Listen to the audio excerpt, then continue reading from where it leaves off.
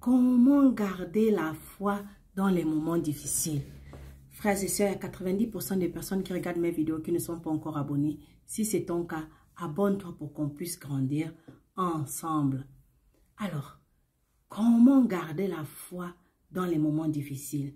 Déjà, Hébreux chapitre 11, verset 6 nous dit: « Or, sans la foi, il est impossible de lui être agréable, car il faut que celui qui s'approche de Dieu croit qu'il existe et qu'il est le rémunérateur de ceux qui le cherchent. » Alors, c'est quoi la foi?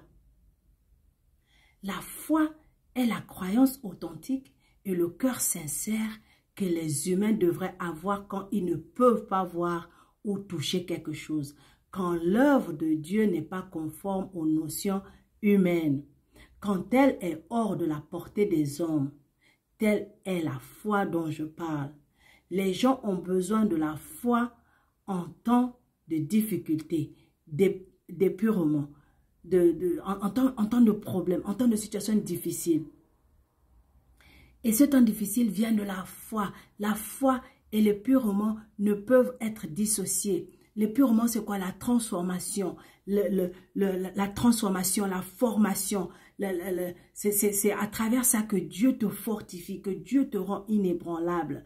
C'est pourquoi Hébreux chapitre 11, verset 1 nous dit: « Or, la foi est une ferme assurance des choses qu'on espère, une démonstration de celles qu'on ne voit pas. » Alors, il faut faire confiance à Dieu et à sa volonté de nous apporter de l'aide lorsque nous avons besoin de lui. Quelle que soit la difficulté, quel que soit le problème, quelle que soit la situation. Deuxièmement, il faut obéir à ses commandements et vivre de façon à lui montrer qu'on lui fait entièrement confiance. Troisièmement, il faut être sensible aux murmures du Saint-Esprit. Quatrièmement, il faut réagir courageusement aux conséquences. Les conséquences peuvent être ce que tu as fait ou les conséquences de ce que les gens te font. Il faut apprendre à réagir courageusement. Ne marche pas dans la peur, ne marche pas dans le doute, ne marche pas dans l'inquiétude. En plus, il faut être patient et compréhensif lorsque Dieu te laisse dans la difficulté pour ta propre progression, pour que ta foi grandisse.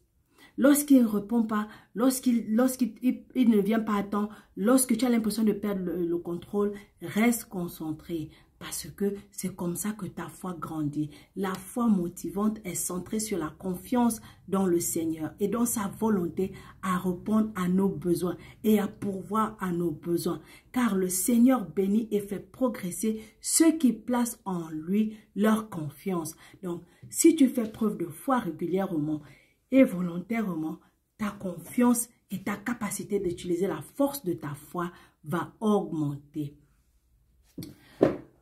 Tu peux apprendre à utiliser la foi plus efficacement en mettant en pratique ce principe très simple. La foi, ce sont les choses qu'on espère et qu'on ne voit pas. C'est pourquoi ne conteste pas parce que tu ne vois pas. Ne doute pas parce que tu ne vois pas. N'aie pas peur parce que tu n'as pas encore touché. Crois que tu l'as déjà eu. C'est là que tu le verras se manifester. C'est ce que la parole de Dieu nous dit. Donc, même si tu n'as pas encore reçu, même si tu n'as pas encore vu, même si tu ne ressens encore rien dans ton corps, crois que ta guérison est déjà là. Crois que tu as déjà reçu ce que tu demandes. Crois que tes ennemis sont déjà anéantis. Crois que tes ennemis sont balayés devant toi. C'est seulement comme ça que ta foi va augmenter. Aussi, crois aussi, lorsque la situation est difficile, que tu n'arrives pas à comprendre ce qui se passe, sache dans ta tête que même si tu ne vois pas, Dieu est en train de travailler. Et parce que Dieu est en train de travailler, il te donnera la victoire. Parce que en Jésus-Christ, tu es plus que vainqueur. Donc maintenant, tu sais comment augmenter ta foi, comment garder ta foi dans les moments difficiles. J'espère que tu es béni. Si tu es béni, aime comment tu partages pour bénir d'autres. Et abonne-toi si tu ne l'as pas encore fait. Et on tient ferme dans la foi et on n'abandonne pas. Shalom.